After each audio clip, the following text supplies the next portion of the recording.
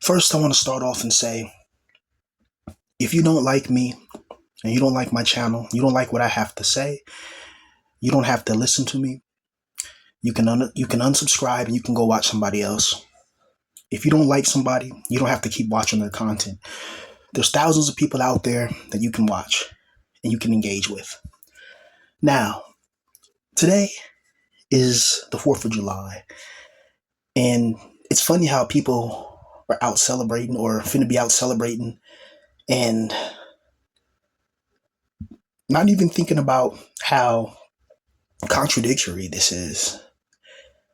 On one breath, they tell you that you're free, you can celebrate your quote unquote rights with fireworks, but just didn't a couple of days ago they tell you that you can't even own your video games, you know, and they have cameras and spy systems everywhere.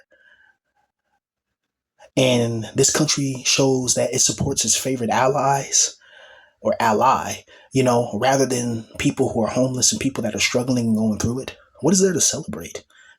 You still have work. How many people are working today, who worked last night, who got to work tomorrow.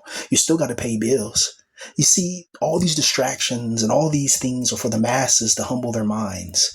It's a day like this is the reason why they give holidays. That's why holidays are so few and far between. It's on purpose. Out of a whole entire year, there's people that can probably have maybe a couple of days off from work because they can't afford to miss a day of work. They just can't afford it. You know, that's how this life is. It's a constant grind. It's a constant battle. It's a constant war. And if you look at how America got its independence, and you look at the history of if you just look at European history, and you will see that it's, there's a reason why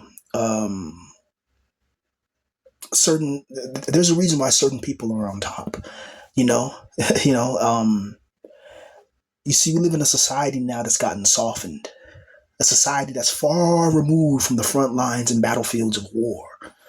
You know, the closest people get to war now is playing Call of Duty. They don't know how it really feels like to, do certain things that are permanent to people in battle and how that has a psychological effect, Now, me, I've always respected soldiers. You see, I come from a family of, there's a lot of soldiers in my family. People in the military, people in the police force, people working security details. Like that's always been in my family, which is it because people always said that I should be in certain, like I should have been in the military and stuff like that. But it's like if I was in the military, I want to be a fleet admiral. You know what I mean? I want to be a high ranking position. You know what I mean? And then I want freedom to command my fleet my way. And and not the way of some bureaucrat who's in Washington giving me orders over the phone. No, thank you. I like the old school British admiral. Look at the old school British admirals. They'll be on their battleships, engaging with pirates, thieves, bandits, marauders. Boom, firing the cannon. The cannon blows through the ship, blows through the lower decks. Splinters getting people's eyes they can't see. How painful that has to be when a splinter gets into your eye and all that. Oh my God, right? And boarding ships and having battles. No, they were men in those days, man. They really, like people can't even imagine that. But nowadays, since certain people are extremely wealthy and powerful, they can say that we're the peaceful ones. I'm not gonna get into that, but just know this: America was founded and created by the most evil, vilest things you can imagine, right?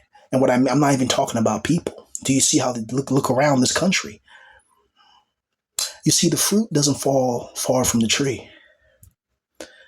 Even the founding fathers were involved with witchcraft and Freemasonry and devil work. You see, the shekels haven't been noticed. The great noticing has been going on for thousands of years. Thousands. This is not something that's just 2,000 years old. This is ancient. This goes beyond like 5,000, 7. Like this has been going on a long time to get humanity pretty much enslaved to things that are artificially constructed and integrated into our systems. But look around, man. The 4th of July, people are, celebrating and all that. Earlier, I was having my little walk or whatever, and I seen this white girl, you know, and she was wearing some booty shorts. You know what I mean? You know what I mean? You know, and with the American flag on it, you know, and all that. And I'm like, damn, she got a fat arse. You know what I mean? She's beautiful too. I was like, damn, that white girl pretty, you know? And she's just beautiful. My God, you know, you get the green eyes and everything. I'm like, damn, yeah, you know what I mean? With the dirty blonde hair, you know? My God. And she was like setting up like the barbecue pits or whatever, and like there was some other people with her or whatever. And I'm just thinking like these people, you know, they have no idea. You know, they're finna barbecue in the park and all that. And in some places it's illegal to barbecue in the park, but I guess, you know, rules for some people and rules for not others. Whatever. It depends on your city jurisdictions and all that. But anyway, I'm watching these people set up, and I'm just looking like, you know. And there's millions of people doing this. There's something like, why are we out here barbecuing? What is there to celebrate? I mean, if you want to celebrate the fact that today is not a day that you have to be somebody's pet experiment for 8 hours. You know, celebrate that. For some people that are lucky not to not be able to be a wagey trapped inside of the cagey today, right? Celebrate that, but don't celebrate thinking that, oh yeah, 250 years of this powerful country. Now, certain people, certain demographics, of course, they're going to be proud. I always notice this. The houses that got all those American flags would be the most racist people you ever imagine. You know what I mean? That's one thing I've noticed. To me, the American flag is no different than a swastika to me. You know, and you can just look at my skin color configuration and you can figure out why. Do I have to talk about redlining? Do I have to talk about the Jim Crow laws? Do I have to talk about the racially explicit era that was going on in the 60s, 50s, 40s, 30s, 20s? That people forget because we have YouTube and all this, but there was real beef between the demographics, cultures. That's why it's coming back now, because it hasn't died down, because it was never fully addressed. America's supposed to be united, but we're the most divided country in the world. There's so many different cultures and people here. And in the beginning, it was just the Europeans, Native Americans, and people of my skin color configuration. Some were already here from the Native Americans because there was a lot of original Native American tribes were not, you know, these European, you know, whitewashed individuals. You know, do you know what a $5 Indian is? Look it up and Google it yourself. Now, there were already tribes here that had African features and genotypes, and everybody knows this. And a lot of the Europeans, when they came, Christopher Columbus was like, "This looks like Africa," you know. And he pretty much wrote back, you know. But when they started to when they started to get bigger in number, they started just saying, look, some of these Native American tribes that look too, you know, black, we're just going to classify them and say they came from Africa. So you got that going on. Then also you had Europeans and other people going to Africa and then taking people and bringing them here or whatever. And yes, you did have African tribes that were selling their captured enemies or whatever. So you had people of the same race that were selling, you know, whatever to the Europeans. But a lot of that was like this. I have a cannon at your ship. You either give me them or we'll just take you all, you know? Right?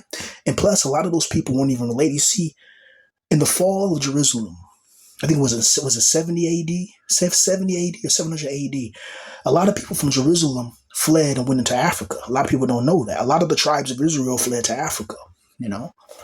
The original Hebrews and the original people of the Bible did not look like how they look like today. And I'll stop right there because I'm not really into that stuff no more. But anybody can know that, and they'll tell you themselves.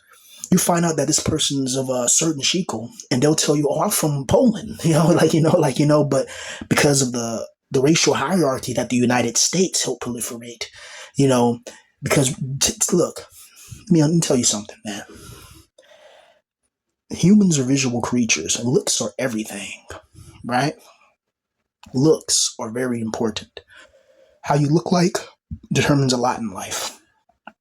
So when you live in a world, a global system where people can take one look at you and judge you, or they can judge your entire culture, your entire people based off the actions of one, do you know how I have to deal with that?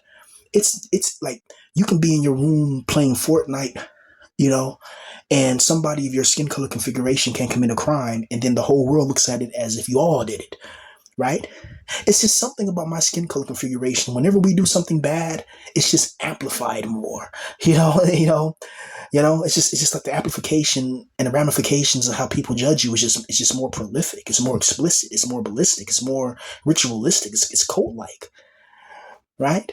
I listened to this woman in South Korea, and she was talking about how in South Korea, they have a surgical procedure to make their eyes more Eurocentric, to make their eyes bigger and more like the Europeans, because it's a sign of social status and beauty. And also in South Korea, being very, very, very, very like white skinned is a sign of wealth, status, virility, fertility. It's a sign of all these things, and it's looked up in that culture, you know.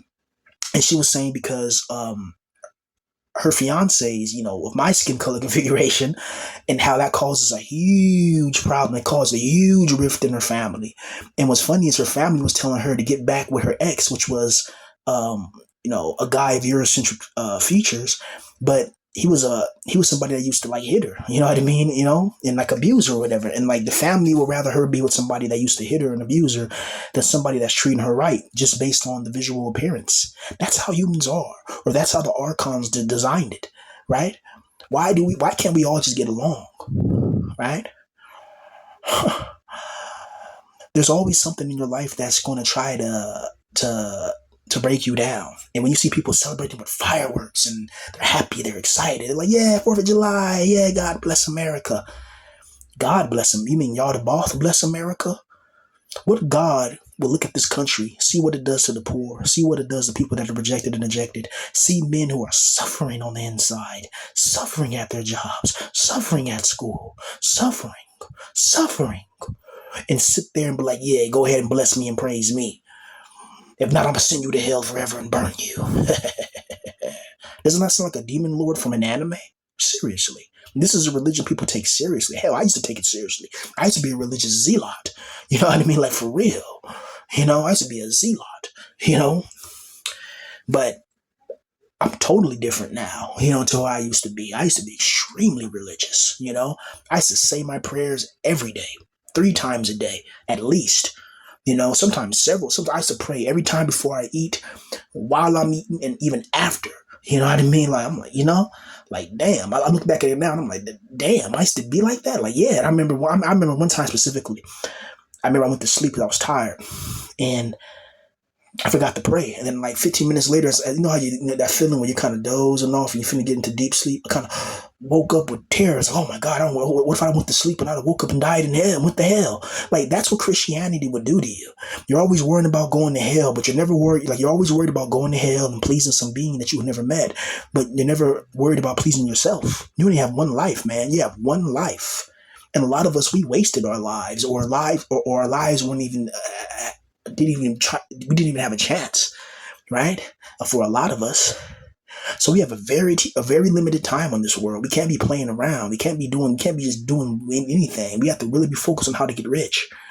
We have to find a way to get wealthy and get powerful. Even if you don't look the best, don't give up. Look at me. Yeah, I should be like, this is why I keep going. It's to inspire people. Most people in my situation would have been gave up, but I refuse because I know my talent. I'm like, no, I know I'm great. Like, no one can tell me nothing. No one's going to tell me because I don't have a job in an artificially constructed world, an artificially constructed paradigm, that I'm the one losing my mind. When I see everybody who has a job and everybody who's working that are not perfect, everybody who's working, these people are miserable. They're sad. They got some issues with them. And it's funny that people always project onto me. People project, how do you really feel about themselves onto me. They project their insecurities onto me. They'll call you a loser, but it's like, well, who's a real loser? Somebody watching a loser and making and sitting there cataloging. That's not a loser. That's a winner. You serious?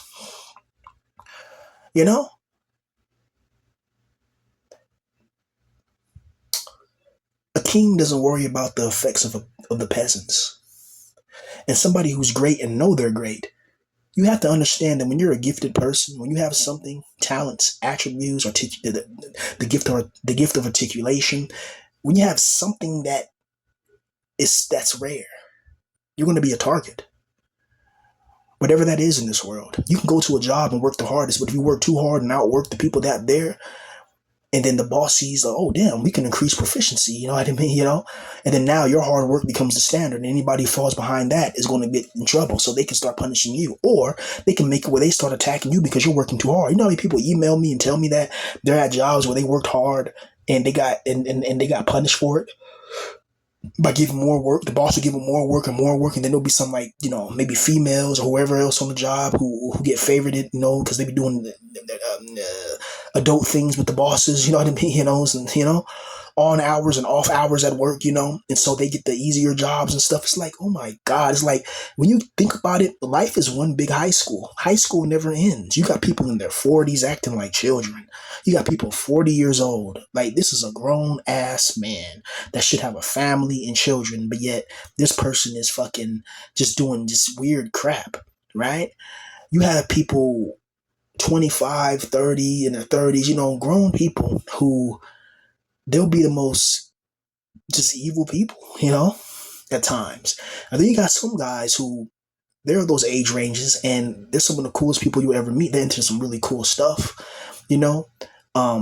They have their own hobbies, Me, as of lately, I've just been getting more and more like, I'm not. I don't even get angry no more, you know. I just get, I think it was Lonely Black Pillar. I think I was talking to him one time, where it's like you get to a point where you just feel numb, and I'm like, that's exactly where I'm at right now. I'm at a point where I feel numb. I'm not even angry. I'm not sad. I'm not depressed. I'm not miserable. Like, of course, those things are still fundamentally and essentially, they have their pillars. Now, I'm not going to say that it's just 100%. Like, they have their pillars in place, right? So those are still real feelings you feel, but those are not strong. It's like, I'm neutral now. Like, when things happen now, I just look at it, and I give no emotional reaction, because I learned that whenever you give emotional reaction, the demiurge and the archons, they feed off of it. The demiurge, and then they keep on loosing you, and they keep on creating more problems and events that lead, to more negative energetic manifestational frequency harvesting. And once that happens, you become a prime target. It's like those vampire bats. They fly at night, and they go to like the farmers' pastures, and they find the cows, and they start biting the cows. But the saliva that they use makes the bite painless, so the cow doesn't even know. And then they start sucking the blood from the cow. That's how it is when you're around spiritual parasites. There's people out there in this world that will try to feed off your energy, because there's some reality in your energy, like the way your soul is, the way you're unique, the way you talk, the way you think, your perceptions on life, whatever it is. There's something about you that's special, And people want your attention. They want your validation. They just want your energy aimed at them for whatever reason, and they'll do whatever to get your attention. It's weird, but these are not kids doing this. These are grown people. These are not children. These are grown adults that, if their actions were shown to the world, they'll be shamed. If you're ashamed of doing something, then you shouldn't do it, right? And then you got people out there that will, it's just crazy what kind of people out there. And they wonder why people like to stay in their room and not be bothered. And people tell you, well, you got to live your life. You can't live your life by having a job. I don't know why people don't understand that. If you have to work every single day in order to pay rent and bills, you're not really living life. You're a monetary servant. The only way to really live life is if you create a business and you become a millionaire. And you become wealthy, or if you're handsome, if you got the looks, you can travel around the world and have the beautiful girls. But you're not going to be living life when you're working at McDonald's. You're not going to be living life when you're at a 9 to 5, because everybody who has a 9 to 5 is miserable, because a 9 to 5 is designed spiritually to be miserable, right? You wake. It's a ritual. It's an energy, like, going to your 9 to 5 is an energy harvesting ritual. You wake up every day at a certain time. You brush your teeth. You take showers.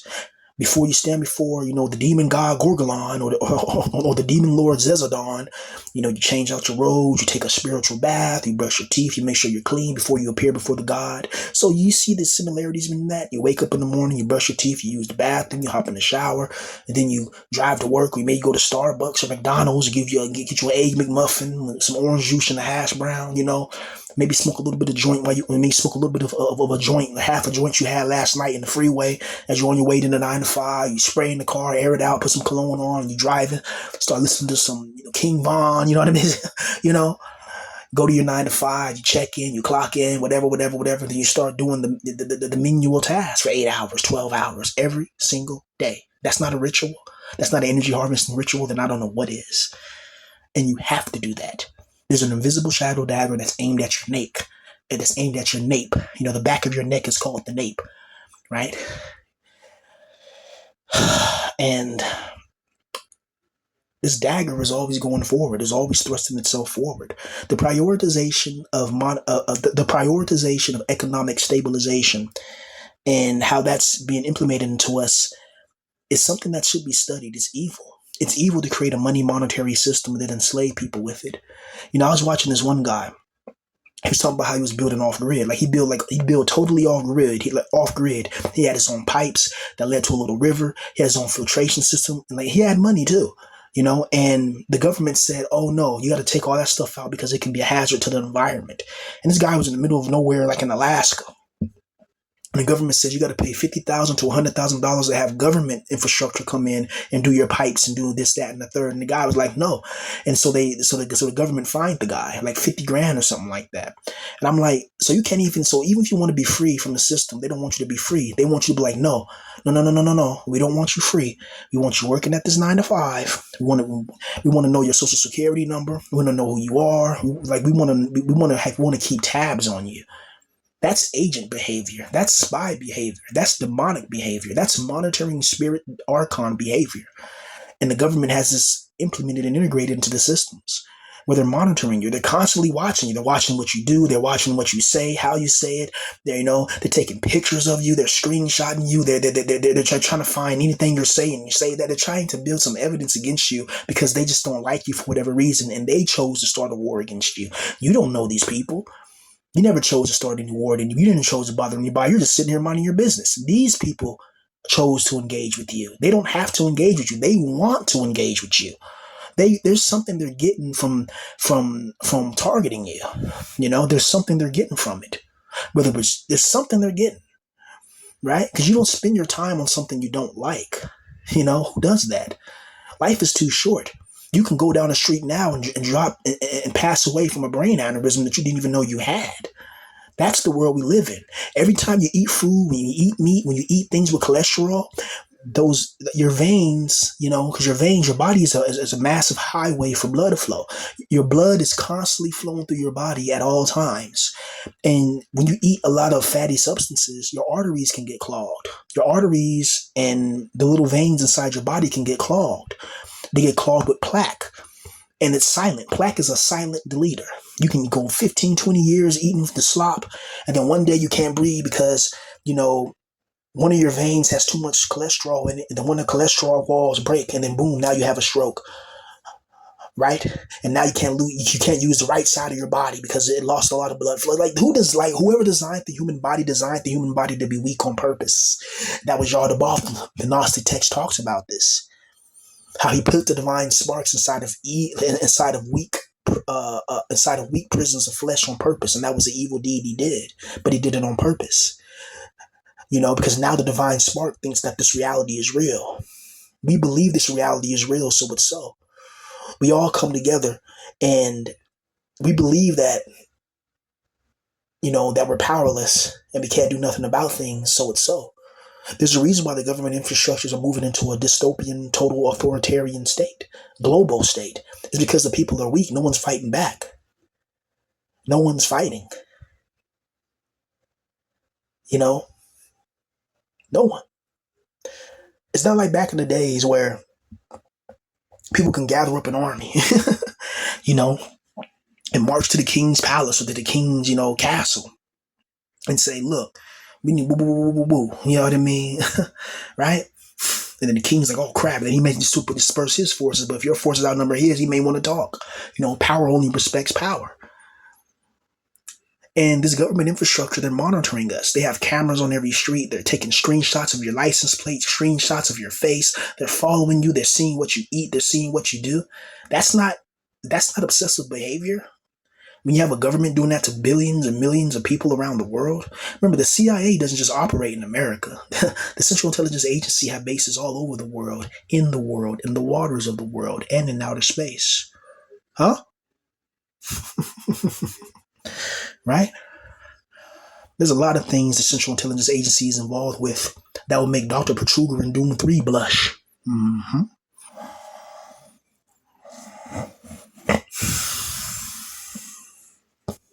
You know, an old Native American saying is that at nighttime, you don't whistle at night because you can attract evil spirits in the forest. Like in the forest, you don't whistle at night.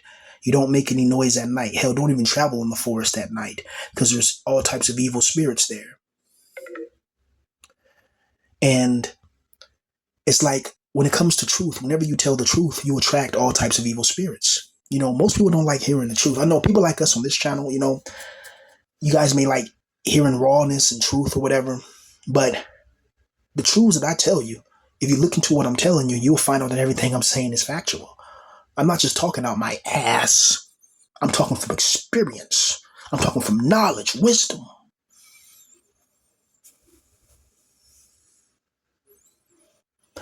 Most of my teachers who taught me intellectual enhancement, they're gone. Jordan Maxwell is gone. And some of my other teachers as well.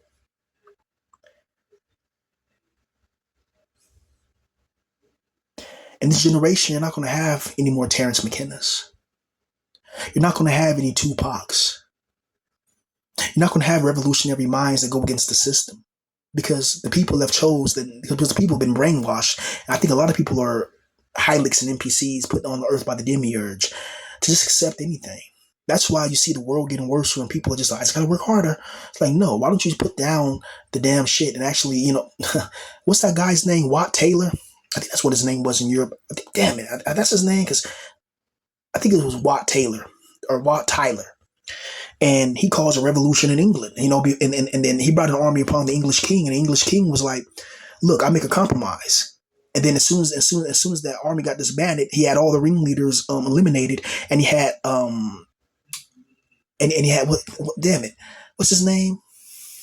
I think Watt Tyler. I keep having a brain fart because all the things I've been through in life mess my mind up. So it's just difficult to focus sometimes. But I think his name was Watt Tyler, and the king had him hung, drawn, and quartered. You know what I mean? Which is horrible. That's one of the worst eliminations you can possibly have because you're conscious through most of the process. Medieval history, torture was absolutely demonic. They had the rack, the Iron Maiden, so many. King Henry VIII introduced the boiling pot when what was his name? I think it was what's his name? Fisher. I think it was a high-ranking bishop named Fisher, and one of his cooks put like some like poison or whatever, or he said it was a joke. He said it was a joke as a laxative or whatever. But you don't joke around people's food. You don't play with people's food like that. That's nothing to joke around with. You play with if you tamper with somebody's food, that can lead to them being neutralized. You don't do that. So anyway, he tried to he planted something in this person's food or whatever. And this person was serving to like the poor and whatever. And two people got eliminated and other people got sick. So he was arrested. And then King Henry VIII of the Tudor dynasty, King Henry VIII was like, he made a royal decree which said that people who try to poison the king, that's heresy and that's treason. So the cost of that is going to be boiling alive in the pot. And so King Henry VIII had this person boiled alive in a pot, and people in England were watching it. And these were the times where there'll be children watching. Imagine kids today watching people get boiled alive in a pot. People talk about the Middle East and stuff like that, but a lot of countries back in those days were barbaric, because that's just how life was.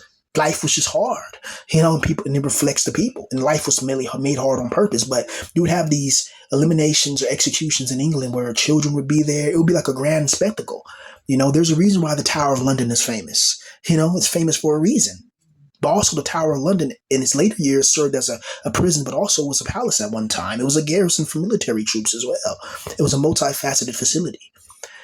And then back in those days, you couldn't drink the water. The River Thames was contaminated because everybody was pooping and pooping and peeing in the river. Jesus Christ, my Lord. But yeah, I brought that up just a little history lesson there. But what I'm saying is that this world feels like that. It feels like we're boiling in a pot. It feels like Every time they Happy 4th of July feels so disingenuous. You know, like in this world, when you know the truth, when you know what's really going on, it's like the world, it seems to target you more. Whenever you awaken and find out that this is orchestrated and calculated and integrated to perfection, it's so hard for detection.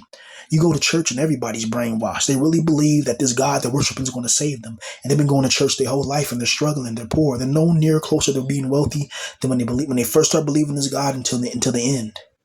Right? The God of this world, whoever created this existence is evil and wicked and sadistic and twisted and enjoys our suffering. He enjoys our pain. He enjoys it. This is why he does it, you know? And we got to stay strong, man.